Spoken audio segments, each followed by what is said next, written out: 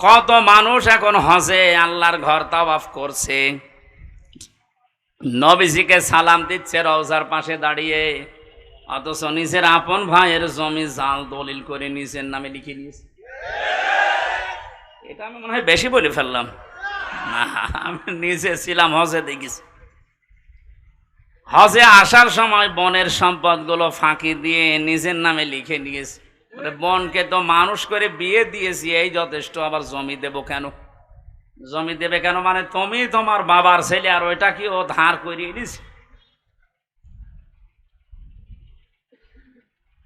আপনি আল্লাহর একটা বিধান পালন করার জন্য 7.5 লাখের উপরে টাকা খরচ করে হজে গেলেন, অথচ বনের 3 লাখ টাকা আপনি আত্মসাৎ করে গেলেন।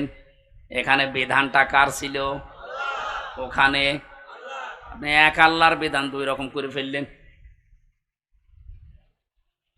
এই জন্য শরিক যারা ফাঁকি দিচ্ছেন, দঙ্কার ব্যাখ্যা পড়তে পড়তে আমি এটা পেয়েছি, দুনিয়াতে যারা ভাই বোন ছেলে মেয়ে জনগণ, এ শরিক যারা ফাঁকি দিয়ে দুনিয়ায় চলবে, এই মানুষগুলো মরণের সঙ্গে সঙ্গে কবরে আমার আল্লাহ নিজে আযাব শুরু করবে। কারণ কি? কারণ আপনার নিচে যারা আছে এরা আপনার কাছে এতিম। এরা কি? বলেন বলেন। ইন্নাল্লাযীনা ইয়াকুলুনা আমওয়ালাল ইয়াতামা যুলমান ইন্নামা ইয়াকুলুনা ফি বুতুনিহিম নারা ওয়া সায়াসলাউনা সাঈরা। সূরা নিসা 4 নম্বর পারার 17 নম্বর পৃষ্ঠার 14 নম্বর লাইনের 10 নম্বর আয়াতে এটা ইবনে কাসিরে আছে। আল্লাহ পাক বলেন, নিশ্চয় যে বা যারা বর্তমানে খাচ্ছে ভবিষ্যতেও খাবে। এটা মোজারে, প্রেজেন্ট, ফিউচার, 2টা কাল দিয়েছেন ইয়াকুলুনার ভেতরে। আমওয়ালাল ইয়াতামা যুলমান, এতিমদের মাল সম্পদ জুলুম করে। প্রশ্ন আসতে পারে, এতিমের মাল আমি খাই না, আমি একটা অফিসের এমডি, আমার নিচে যারা আছে এদের বেতন থেকে কিছু কেটে খাই। আপনি একটা অফিসের এমডি যদি হয়ে থাকেন, আপনার নিচে যারা আছে হাদিসের ভাষায় সবগুলো আপনার কাছে এতিম। কথা বলে না কেন? কুমিল্লা জেলার ডিসি যিনি আছেন, এসপি যিনি আছেন প্রশাসনিকভাবে, ওনার নিচে এ জেলায় যত থানার ওসি, টিওনো, যত পুলিশ কনস্টেবল আছে সব তার ওই চেয়ারের কাছে এতিম। এজন্য এতিমের সাথে ভালো ব্যবহার করা, এতিমের সম্পদ যারা আত্মসাৎ করে, কোরআনের ভাষায় এই মানুষগুলো আল্লাহ পাক বলেন এরা জাহান্নামের আগুন দিয়ে পেট ভরে। প্রশ্ন আসতে পারে, কয় আগুন তো আমি খাই না, আমি কাতলা মাছ খেয়েছি, আমি ইলিশ মাছ খেয়েছি। আপনি যদি সত্যিই মানুষের সম্পদ আত্মসাৎকারী হয়ে থাকেন, শরিক ফাঁকি দেওয়া লোক এখানে যদি থাকে, সম্পদ যতই আপনি ভালো খাবার খান না কেন, আল্লাহর ভাষায় ওটা জাহান্নামের জ্বলন্ত আগুন। এ আয়াত পড়ার পরে আমার মনে হচ্ছে বাংলাদেশে এখন 100 জনের প্রায় 95 জন জাহান্নামের আগুন খাচ্ছে। বলেন না, ওই 5 জন বাকি আছে, ওর ভেতরে আমি আছি। হ্যাঁ, তাহলে তো ভালো। বাস্তবতা এইটাই দেখতে পাচ্ছি। প্রাইমারিতে চাকরি নিতে হলেও যোগ্যতা থাকার পরও আপনাকে 10 লক্ষ টাকা দেওয়া লাগছে। যদি ওই সিস্টেম এখন অনেকটা পাল্টিয়েছে পরীক্ষার মাধ্যমে, আলহামদুলিল্লাহ। আগের যে সিস্টেমগুলো ছিল, ওভাবে যোগ্যতা থাকার পরেও যাদের কাছে টাকা পয়সা নেওয়া হয়, এরা তো আপনার কাছে, আপনার এই দপ্তরের কাছে এতিম। এরা এতিম না?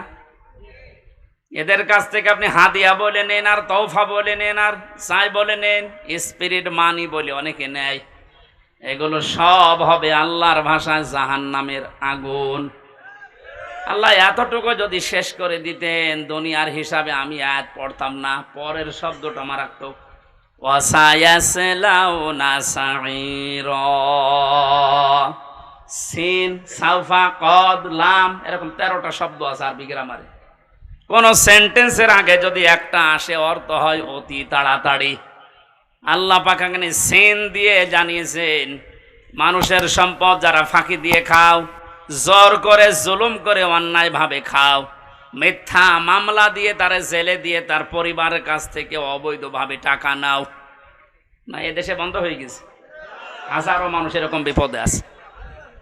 শরীক ফাঁকি দিয়ে যারা খাও, এ মানুষগুলো শুধু মরতে দেরি, যেহেতু তুমি বেঈমান হয়ে মরবে, ঈমান পাবে না। ওই যে দঙ্কার 4 নাম্বার ব্যাখ্যা, যারা অবৈধ ইনকাম করে ওদের ঈমান নসিব আল্লাহ বন্ধ করে দেয়। বলেন নাউজুবিল্লাহ। ওরা সঙ্গে সঙ্গে কবরে দেবেন। আল্লাহ নিজে বলেন জাহান্নামের আগুন সাঈর, যেটা এটা আমি লাগিয়ে দেব। এর আগে আমি বহুবার বলেছি জাহান্নাম একটা, জাহান্নামের স্তর বা দরজা 7টা। জাহান্নামের দরজা কয়টা? এই 7টার ভেতরে সাঈর একটা। সাঈরে যাওয়ার জন্য যে 4 প্রকার মানুষের নাম আমরা কোরআনে পেয়েছি, তার 1 নম্বরে যারা এতিমের মাল আত্মসাৎ করে, ফাঁকি দেয়, শরীক যারা ফাঁকি দেয়, এদেরকে মরণের পরে আল্লাহ জাহান্নামে সাঈরে নিজে পাঠিয়ে দিয়ে আগুন লাগিয়ে দেবেন। কুমিল্লাবাসী, কারো দিকে তাকিয়া নিজের ইমানের দিকে তাকিয়ে বলেন তো, এখানে শরীক ফাঁকি দেওয়া মানুষ আছেন কিনা? আওয়াজ দেওয়া আকারে আওয়াজ দিবে, আমার মনে হয় এই এলাকায় সব নেই। এই শরীক ফাঁকি দিয়েছেন কারা? দেখি হাত তোলেন তো। একজন। আমি তো তামাশা করি নাই ভাই। সত্যি যদি এরকম থাকেন, আপনার ক্ষতি আপনি নিজে করছেন। যাদের জন্য আখের গোছাতে শরীক ফাঁকি দিচ্ছেন, আপনি চোখ বন্ধ করে দেখেন, এ মানুষগুলো একদিনও আপনার লাশকে বাড়িতে রাখতেও রাজি হবে না, বলবেন আজ জিন আসবে। অথচ তাদের আরামে শান্তিতে রাখার জন্য আপনি নিজের ভাইয়ের, নিজের বোনের সম্পদটা ফাঁকি দিয়ে রেখে দিলেন। আরে ভাই, আপনি এখনই যদি চোখ বন্ধ করে যান, আপনি তো বেঈমান হয়ে মারা গেলেন।